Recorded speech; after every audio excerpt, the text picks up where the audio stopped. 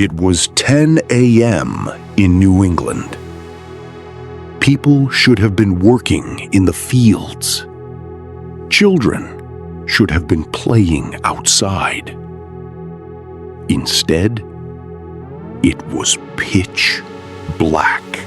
May 19th, 1780.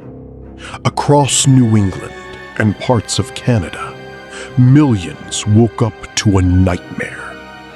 The sun didn't rise.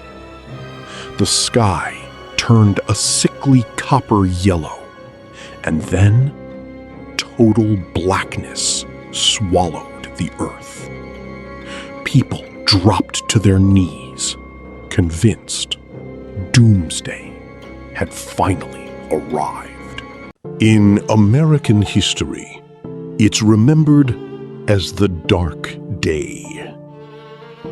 For over 2 centuries, it remained one of the most terrifying, unexplained events in early American history. So, what actually happened on that ominous Friday morning?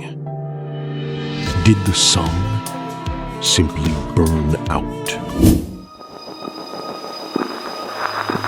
It started as an ordinary spring morning, but by mid-morning, the sky began to shift into unnatural shades of blood orange and violet.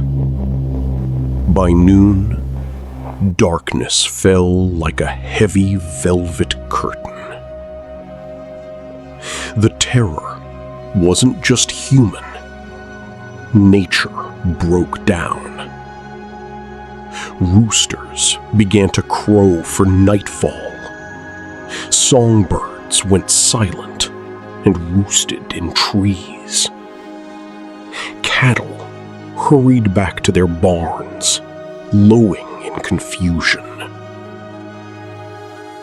Inside homes, families lit candles, but the air was so thick that candle flames barely cut through the gloom. You couldn't see your own hand held right in front of your face.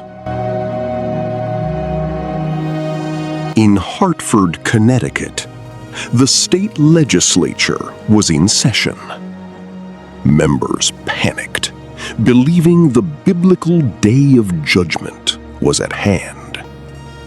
Some demanded an immediate adjournment.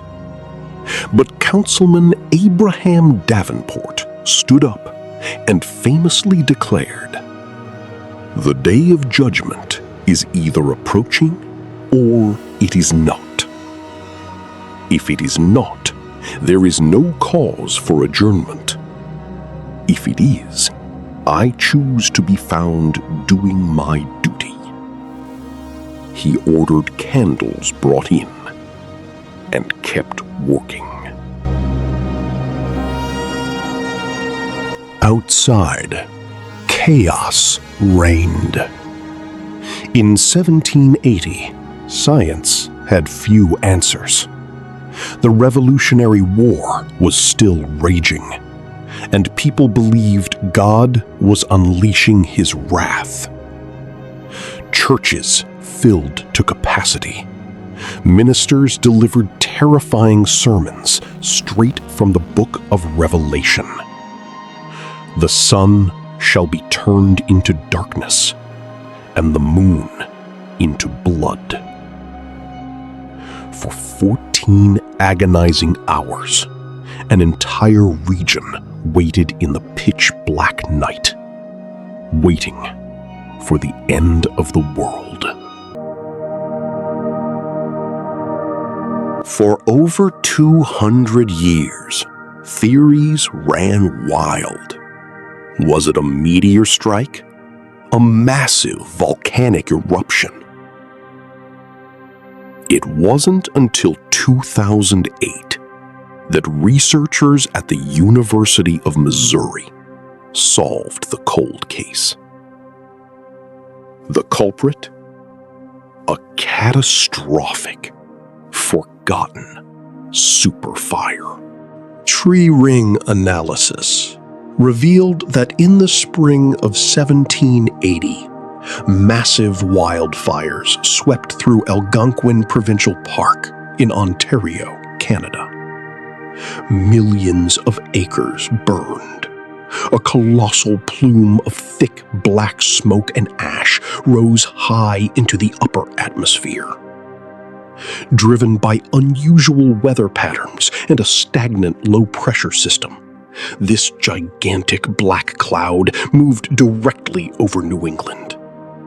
Combined with a dense fog layer, it created an impenetrable barrier, blotting out 100% of the sunlight.